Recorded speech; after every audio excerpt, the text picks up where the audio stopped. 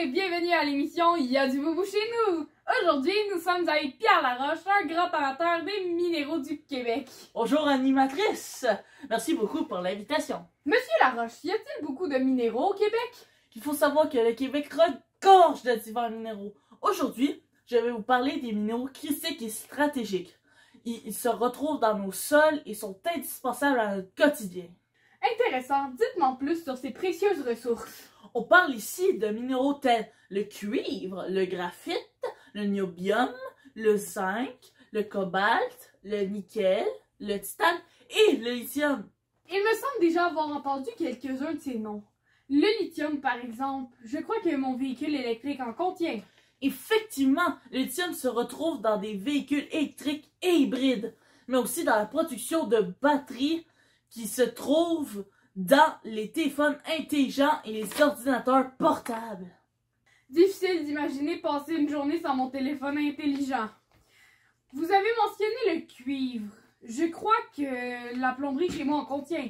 Absolument, le cuivre est utilisé en plomberie, mais aussi en grande quantité dans les réseaux électriques. Il est dans à peu près tous les appareils électriques. Imaginez vivre sans grille-pain, sans micro-ondes. Impensable! Parlons du zinc maintenant.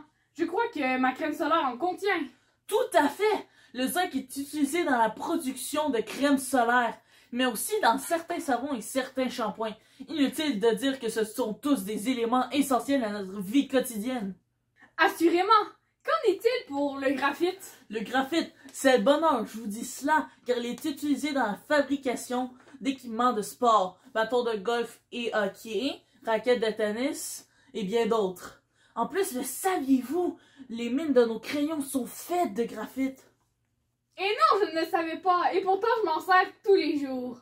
Le nickel est tout aussi indispensable, je présume. Le nickel est tout aussi important. Il est utilisé dans la fabrication de certaines batteries, certaines pièces de monnaie, ainsi que dans certains alliages. Il offre une résistance à la corrosion et à l'usure. On le retrouve dans l'acier inoxydable.